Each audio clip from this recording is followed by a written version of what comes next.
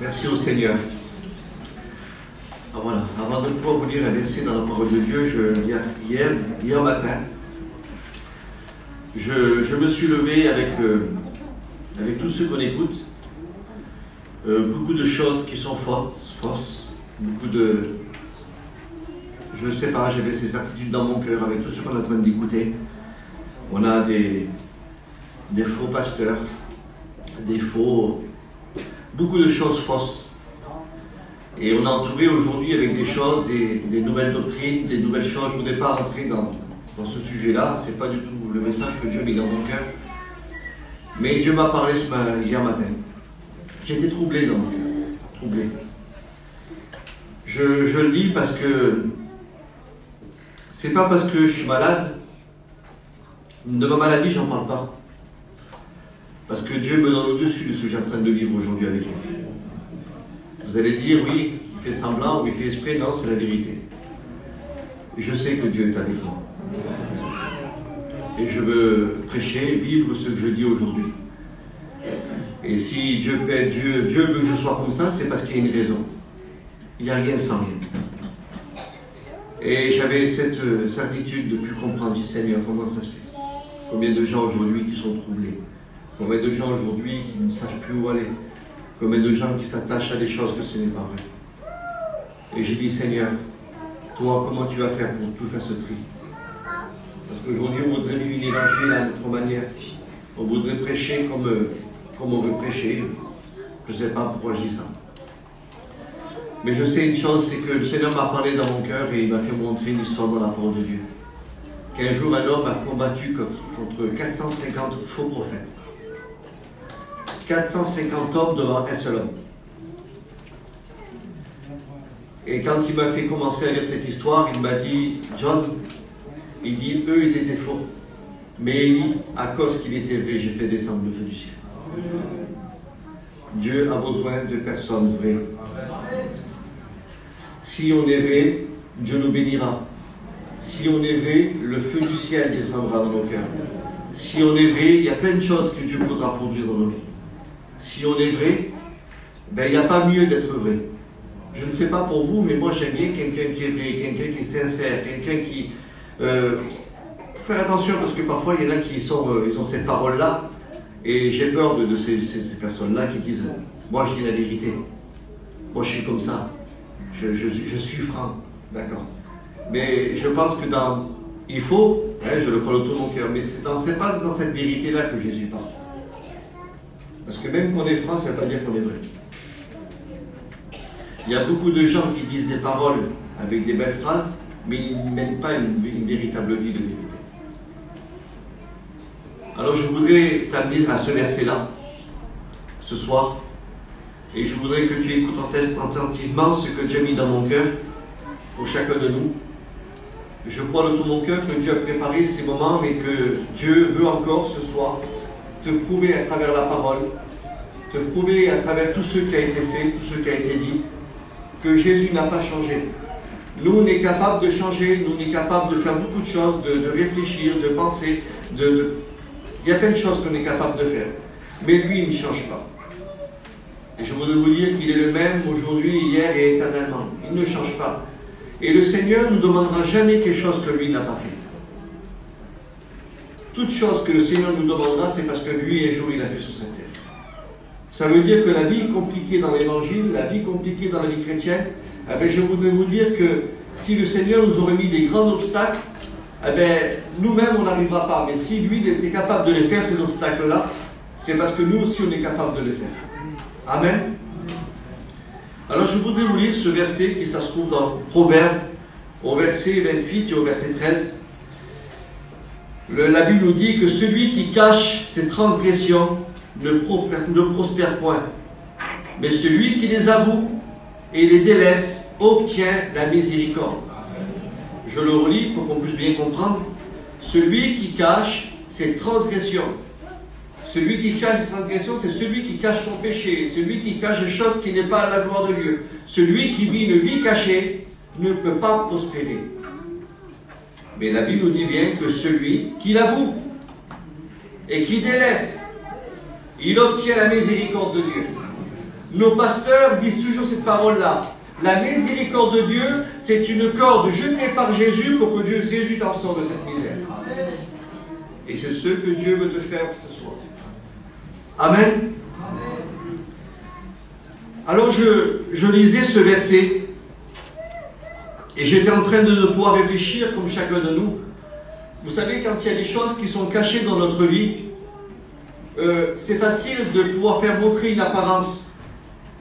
On est, pour certains ou pour d'autres, sans juger personne ce soir, on est capable de faire montrer beaucoup de choses derrière une apparence. On est capable de faire montrer certaines choses, parfois, même que ça n'irait pas, qu'on voudrait cacher, camoufler, pour dire qu'il y a une situation qui nous a un petit peu déplu, ou une situation qu'on a eue il y a quelques minutes là, on est capable de faire paraître un sourire, mais juste avant le sourire, il y a eu quelque chose qui s'est produit. Ça veut dire qu'on est capable de cacher, de camoufler, et de faire croire à tout le monde qu'il n'y a rien qui se fait. L'homme, il est comme ça. La femme est comme ça. La nature de l'homme est comme ça. Mais la Bible nous dit que quand on cache des choses dans notre vie, je te répète ces paroles pour qu'on puisse ensemble et que tu puisses réaliser ce soir. Je ne sais pas qu'est-ce que tu caches. Je ne sais pas depuis combien de temps, combien d'années, combien de choses que tu caches aujourd'hui dans ta vie. Je ne suis pas là pour te pointer du doigt ni pour te juger. Mais je voudrais seulement te dire qu'aujourd'hui, si tu caches, le feu du ciel ne descendra pas.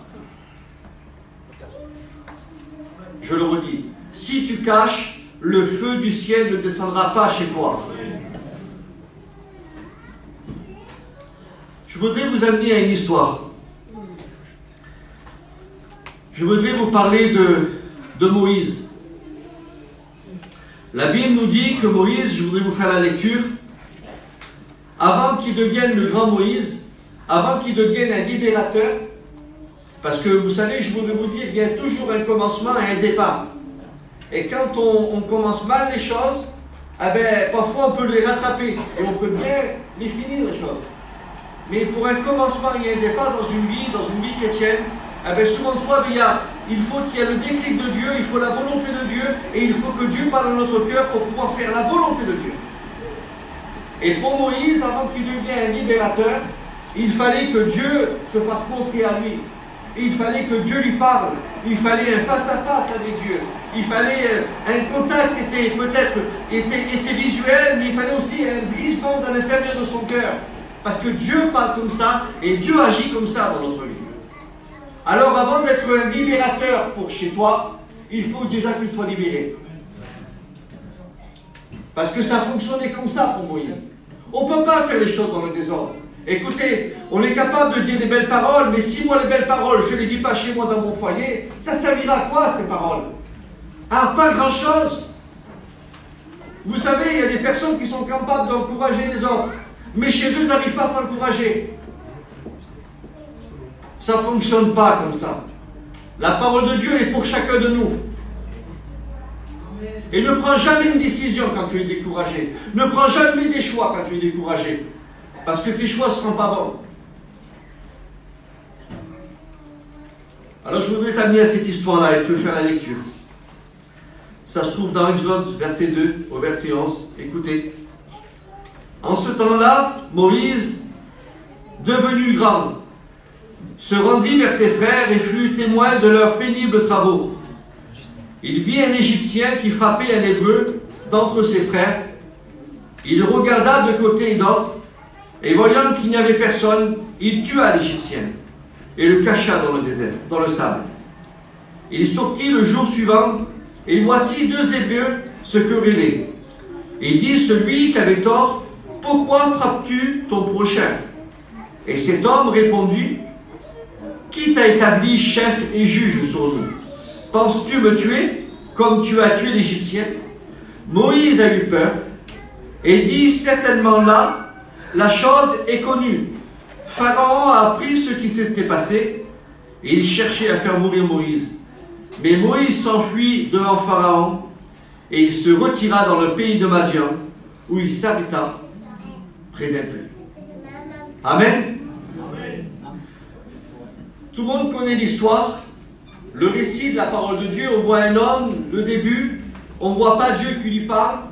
On voit seulement un homme avec une attitude qui n'aurait pas dû agir comme ça. Alors certains pourrait se dire, mais c'est normal que Moïse a tué. Parce que c'est Dieu qui aurait poussé Moïse à tuer cette personne. Là, il n'y a pas ça dans la Bible. On ne peut pas provoquer quelque chose quand Dieu n'est pas là. On ne peut pas toujours mettre l'empreinte de Dieu pour dire, mais ça c'est le Seigneur qui a permis ça. C'est pas vrai. Ça ne marche pas comme ça. Parce que Moïse, il aurait pu le dire. Il aurait pu dire, oui, mais c'est Dieu qui a voulu que je le tue. Non, non. Pourquoi je dis ça? C'est parce que nous, souvent de fois, on voudrait provoquer des choses où que Dieu serait dans cette affaire-là. Mais souvent de fois, on provoque des choses où que Dieu n'est pas là. Et là, on regarde bien dans le récit de la parole de Dieu, où que Dieu n'est pas là. Ça veut dire que là, sa nature, sa façon d'être, elle vient de lui. Mais la Bible nous dit que quand il commence à prendre la fuite, il commence à partir. On le voit, un homme qui aime son peuple. On sait qu'il a reçu l'appel. Il sait que dans un sens qu'il a quelque chose à faire, mais il ne sait pas c'est quoi. Parce que souvent, on fonctionne comme ça. On a des choses à faire, mais on ne sait pas quoi. Il y a des choses que Dieu nous demande de faire, mais on ne sait pas par où commencer. Parce qu'on n'est pas libéré.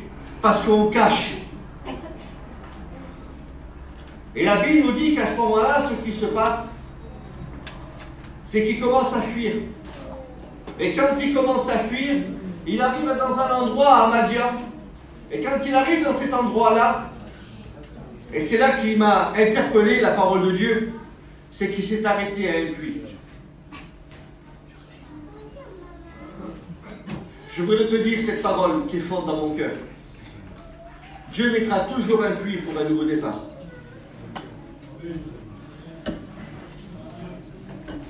Dieu permettra toujours une situation, un puits, ou qui représente la parole, Jésus, toutes ces choses-là pour qu'il y ait un nouveau départ pour toi. La Bible nous dit que quand il arrive devant ce puits, sûrement qu'il avait soif, il a dû courir parce que le pharaon voulait le tuer. C'était sa mort qu'il attendait. Mais il arrive là-bas, il voit, avec le respect que je dois à tout le monde, il va devant un homme qui s'appelle Jéthro, qui devient à la suite son beau-père, il se marie, il a une famille, et tout se passe. Alors, vous le savez, je n'ai pas besoin de vous faire des détails selon la parole de Dieu, mais on sait que lui, il a vécu dans des choses qui étaient extraordinaires, et là, il vit comme un berger. Ça veut dire que déjà, son attitude, sa façon d'être, elle était totalement changée. Il connaissait tout ce que la vie égyptienne pouvait produire, il la connaissait. Il est avancé dans l'intelligence, il est avancé dans plein de choses, Moïse. Mais la Bible nous parle qu'à ce moment-là, il y avait un rendez-vous avec Dieu. Parce que déjà, le rendez-vous était déjà pour le puits. C'est un nouveau départ pour lui. Mais Dieu l'attendait sur la montagne de Et quand il est monté dans cette montagne-là, il est arrivé sur cette montagne-là et il a vu un buisson. Et quand il a vu ce buisson, il a vu un feu dévorant. Un feu qui était là, qui l'attirait. La Bible nous dit qu'il commençait à regarder de droite et de gauche, et on regardait un petit peu de partout, d'où venait le feu.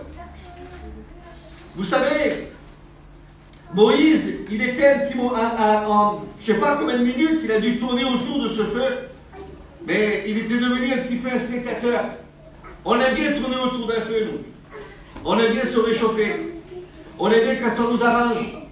Mais à ce moment-là, je voudrais vous dire qu'il a été sensible à écouter la voix de Dieu. Parce qu'il y en a qui ne sont plus sensibles à la présence de Dieu. Il y en a que les réunions, ça ne leur touche plus.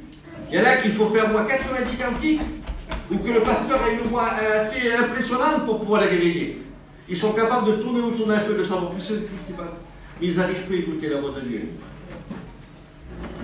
Et la Bible nous dit qu'à ce moment-là, ce qui s'est passé, c'est qu'une voix s'est fait retentir dans ce feu. Et cette voix-là, c'était la voix de Dieu.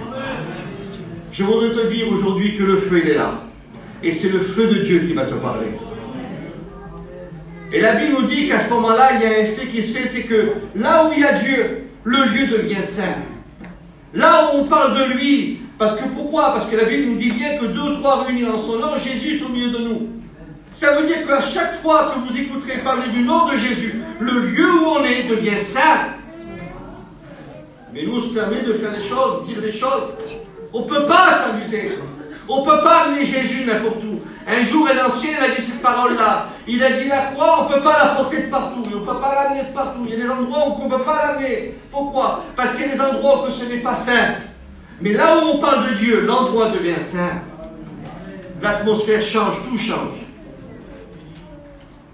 Et la Bible nous dit qu'à ce moment-là, Dieu lui parle et il lui dit une parole. Il dit, Moïse, ôte tes souliers de tes pieds. Alors nous le savons, de ôter les souliers des pieds de Moïse, pour lui peut-être ça a été facile de le faire. Mais pour certains c'est dur d'ôter les souliers. Pour certains c'est dur aujourd'hui de pouvoir faire beaucoup de choses pour le Seigneur. Pour certains c'est dur de ôter des choses dans leur vie qui ne correspondent pas. Pour certains c'est dur de ôter certaines traditions dans leur cœur. Pour certains c'est dur de ôter l'orgueil dans leur vie. Pour certains, c'est dur de ôter, j'ai toujours raison. Pour certains, c'est dur de ôter, moi je suis le plus fort, je suis le meilleur. Pour certains, c'est dur de ôter, moi je veux réussir, je veux prospérer. Écoutez, je voulais te dire cette parole-là. Aujourd'hui, je ne sais pas par quoi tu dépends, je ne sais pas qu'est-ce qui te fait vivre. Mais si demain on te retire ton argent, ton compte en banque, ton camping, ta caravane, tu serais l'homme et la femme la plus anxieuse. Parce que tu dépends de ce que tu as, au lieu d'avoir ce que Dieu veut te donner ce soir. Alors la Bible nous dit que, comme Moïse, il ôte ses souliers. Mais Dieu voudrait nous rappeler quelque chose. Parce que je voulais te dire que quand Dieu te demande de ôter ses souliers, c'est parce qu'il veut te rappeler quelque chose que tu as caché en toi. En disant, aujourd'hui tu veux rentrer dans ma présence, parce que mon serviteur est en train de te dire que le feu du ciel doit descendre dans ton cœur, parce que je voulais te dire c'est ça le feu. Quand le feu de Dieu rentre dans ta vie, il consume tout ce qui ne correspond pas à la vie de Dieu. Il n'y a pas de petit feu ni un grand feu, c'est le feu de Dieu que tu as besoin. Et la Bible nous dit qu'à ce moment-là, il est en train de rappeler à Moïse, Moïse, je t'ai vu quand tu as tué le pharaon. Je t'ai vu, Moïse. Alors je veux te dire aujourd'hui, là, maintenant cet endroit-là, c'est mon endroit à moi. Et dans mon endroit à moi, là où on parle de moi, là où il y a ma présence, tu ne fais pas n'importe comment et tu n'agiras pas comme n'importe comment. Pourquoi? Parce que Moïse, je vais faire de toi un homme extraordinaire. Je vais faire de toi un libérateur. Eh bien, c'est les paroles que Dieu voudrait te dire ce soir. Il veut faire de toi une femme extraordinaire. Un homme extraordinaire. Pourquoi? Parce qu'il veut chasser le naturel en toi. Pour que tu deviennes un homme spirituel et une femme spirituelle. Il veut aujourd'hui que tu sois un véritable libérateur pour ton foyer. Il veut que tu sois une véritable personne qui est capable de libérer des choses dans ton cœur et dans ta vie. Écoute, Moïse, quand il a écouté Dieu lui parler, sa vie a été vivement touchée. Et une foi s'est créée dans son cœur. Parce que la parole de Dieu, c'est ça. C'est une foi véritable. Ce n'est pas une foi que nous, on va croire aujourd'hui, ça y est, on va essayer de jouer certaines choses. Ça ne fonctionne pas. Il fallait qu'il y ait une foi, qu'il y ait quelque chose de concret pour Moïse. Il fallait que le miracle se fait dans son cœur. La Bible nous dit qu'il commence à parler avec Dieu, vous le savez. Il y a un récit encore plus loin qui commence à dire à Dieu, si mon cœur il est vrai, il fait montrer que le cœur de Moïse il n'est pas terrible. Mais à cause que lui, Dieu habite en lui, quand il retire sa main devient pure. Ça veut dire que c'est vrai qu'on n'est pas terrible. Mais quand Dieu est en nous. Et je voulais te le dire aujourd'hui, te répéter des mots peut-être forts, peut-être mal dits, je ne sais pas. Mais je sais une chose, il faut que tu penses si réellement Dieu est avec toi. Si tu caches des choses, Dieu n'est pas là. Tu l'as laissé partir à vacances. Et rappelle-le ce soir. Amen.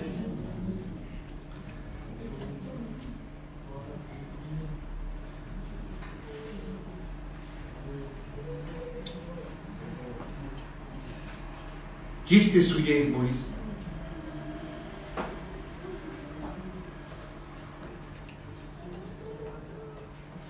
Il y a le fait aussi de notre histoire dans la parole de Dieu. Aussi un homme qui a commencé à fuir. Comment ça se fait que tous ces hommes de Dieu ont fui? Comment ça se fait qu'on fuit toujours? Tu es peut-être ici ce soir et tu fuis. Tu fuis ta famille. Tu fuis tes beaux-parents. Tu fuis l'endroit où tu habites. Et tu es venu te cacher ici. Tu es venu t'isoler. Je ne sais pas pourquoi je dis ça. Tu fuis, tu fuis, tu fuis. Ça fait des années que tu fuis. Un jour aussi un homme, Jacob, pas n'importe qui aussi, mais avant qu'il devienne un Jacob, son nom voulait dire trompeur. La Bible nous parle qu'il a pris le droit d'aînesse, il n'aurait jamais dû le faire. Il s'est fait passer pour quelqu'un qui n'était pas. Il s'est fait passer devant son père pour son frère qui n'était pas son frère, c'était lui. Et il a joué une double personnalité, il a joué quelque chose qui n'était pas la gloire de Dieu, pour recevoir quelque chose un forcing. Faites attention quand on veut forcer les choses. Il y a beaucoup de personnes qui poussent. On veut forcer les choses, mais ça ne marche pas avec Dieu. Écoutez, je voudrais vous dire quelque chose. Jésus, de l'âge de 12 ans jusqu'à l'âge de 30 ans, on ne l'a pas vu, mais c'est Dieu qui l'a fait sortir. Nous, on voudrait prendre les gens et les faire pousser. Allez, vas-y. Ça ne marche pas. Dieu a eu grand respect de 12 ans jusqu'à 30 ans, il n'a pas parlé de son fils. C'est lui qui l'a fait sortir. Regardez comme il est bien. Et aujourd'hui, il va agir. Nous, vous devez forcer les choses. Ne provoque jamais le Seigneur. Écoute-moi, j'ai ça dans mon cœur, je sais comment te le dire, c'est pas grave si je me trompe. Mais arrête de provoquer des choses et de toujours dire que ce qui se passe chez toi, c'est les empreintes de Dieu qui y sont. Non, c'est pas vrai. Il y a des choses qui ont été faites par Dieu, mais souvent de fois, c'était toi qui les as fait. Alors ce Jacob, trompeur, son nom trompeur, et la Bible nous dit qu'il commence aussi à fuir. Eh oui, parce qu'il y a un frère qui est en colère, un frère qui veut le tuer, un frère qui veut lui faire du mal, et peut-être tu vis la même situation. Tu fuis parce que ta famille veut te faire du mal. Tu fuis parce qu'aujourd'hui tu ne sais plus comment faire. Tu fuis. Et la Bible nous dit qu'à ce moment-là, quand il a commencé à partir et à fuir parce que son frère voulait le tuer, encore lui, Jacob, il tombe devant un puits parce qu'il avait soif. C'est pas possible, Seigneur. Comment ça se fait qu'à chaque fois que les hommes fuient, tu veux toujours faire un nouveau départ? À chaque fois, tu mets un puits pour eux. Écoutez-moi, je voudrais vous dire, Dieu est plus grand dans son amour, plus grand que les hommes. Il aime quelqu'un au-dessus de nous. C'est pour ça que la Bible, elle est remplie d'hommes qui ont été avec des défauts, des qualités, et avec des manques dans leur vie, mais Dieu a toujours présenté un puits en disant tu peux repartir d'un pas nouveau. Et ce soir, la réunion, c'est ça. C'est un puits. C'est un puits pour que la parole puisse toucher ton cœur, de repartir d'un pas nouveau. Est-ce que tu le crois que tu es capable de repartir d'un pas nouveau? Alors la Bible nous dit qu'à ce moment-là, quand Jacob arrivait sur ce puits, aussi il a eu soif et il a bu. Mais la Bible nous dit qu'il savait que son frère venait pour pouvoir le tuer. Vous savez, j'aime les réactions et les actions des hommes de Dieu. Pourquoi? Parce que souvent de fois, on devrait avoir les mêmes réactions. Parce que c'est les réactions et les actions qui nous produira une véritable foi et de voir que Dieu va agir pour nous. Nous, on voudrait souvent de fois que les choses se font naturellement ou on laisse le temps passer. Il y a des gens qui ne veulent pas provoquer certaines choses. Ils laissent passer. C'est pas grave, on laisse passer, on verra plus tard. Mais plus tard, ça peut être trop tard parce que le Seigneur peut revenir ce soir. Et la Bible nous dit qu'à ce moment-là, ce qui se passe, c'est que lui, il voulait que dans son cœur, il puisse aimer son frère. C'est important, écoutez, de savoir qu'aujourd'hui, cet homme-là, il sait que la situation qu'il est en train de vivre, elle ne correspond pas avec la vie qu'il voulait. Parce que là, quand on regarde le récit de la parole de Dieu, il cherchait à être un homme de Dieu, il cherchait à être béni de Dieu, mais sa vie ne correspondait pas. Parce qu'il savait que s'il venait son frère, est-ce qu'il serait capable de pouvoir le pardonner, ou est-ce qu'il serait capable de pouvoir bien agir? Il y a parfois des actions, des choses qu'on agit mal. On peut vite s'emporter, il y a des personnes qui s'emportent très vite, des personnes qui sont capables d'être ici en train de prier le Seigneur, lever la main au ciel, et il suffit qu'il y ait un monsieur qui commence à traverser la route et dire des choses que ça ne va pas, ou des signes qui n'iraient pas, il est capable de mal agir. Mais lui, Jacob, il ne voulait plus mal agir. Parce qu'il savait qu'est-ce que c'était d'être un homme béni ou une femme bénie. Et il savait les situations qu'il fallait qu'il se passe. C'est pour ça qu'il demande l'intervention de Dieu. Et la Bible nous dit que Dieu commence à ce moment-là à avoir un combat, un face-à-face avec Dieu. Vous savez l'histoire, comment ça se passe? Un combat avec Dieu. Le plus beau combat. La Bible nous dit qu'il a commencé à combattre avec l'ange de l'Éternel. Pourquoi? Parce qu'il voulait que sa vie elle change. Est-ce que tu voudrais combattre ce soir pour que ta vie change? Est-ce que tu voudrais combattre aujourd'hui comme réellement il y a quelque chose qui se passe chez toi? Est-ce que tu voudrais combattre aujourd'hui pour des choses qui doivent être réelles? Est-ce que tu voudrais combattre aujourd'hui pour des choses qui doivent être bien pour ta vie, pour ton foyer, pour ton ministère? Mais combat le bon combat. Parce que quand tu combattras le véritable combat, tu sentiras quelque chose qui te frappera à l'intérieur de ton cœur. Quelque chose qui sera vrai. La Bible nous dit qu'il va dire cette parole. Je ne te quitterai pas tant que tu m'es béni. Je ne sais pas si tu aurais cette action de foi dans ton cœur de dire Seigneur, il faut que je sois ici, il faut que tu me bénisses réellement. Alors je voulais te dire cette parole, pour que Dieu te bénisse, il faut qu'il te frappe. C'était pas terrible, John. Mais écoute, c'est ce que Dieu a fait pour Jacob. Il a frappé sur le côté. Pourquoi? Parce qu'il savait que s'il le frappait sur le côté, il y avait toujours quelque chose de Dieu. En disant, Jacob, aujourd'hui, tu es marqué par moi. Moi, je l'ai même aujourd'hui. Seigneur, marque ma vie. Marque ma vie, Seigneur. Marque ma vie. Je ne veux plus paraître ce que je ne suis pas, mais marque ma vie, Jésus. Je voudrais finir par ce dernier point. J'aurais dit ce que Dieu met dans mon cœur. Un jour, c'était Jésus qui avait eu faim. Et il s'est arrêté à un puits. Et sur ce puits, il venait une femme. Vous connaissez l'histoire d'une Samaritaine. À ce moment-là, aussi pour elle, il y avait un nouveau départ qui devait commencer. Une nouvelle vie. La Bible nous dit que cette femme aussi vivait une vie, une situation qui déplaisait au peuple. Mais elle avait une heure à respecter. Elle ne pouvait pas ni aller le matin, ni aller le soir. Elle devait aller à midi. Parce que si quelqu'un la voyait, sûrement qu'il y avait quelque chose d'indélicat qui allait se produire. Mais Jésus l'attendait. Aujourd'hui, je ne sais pas la situation que tu es en train de vivre.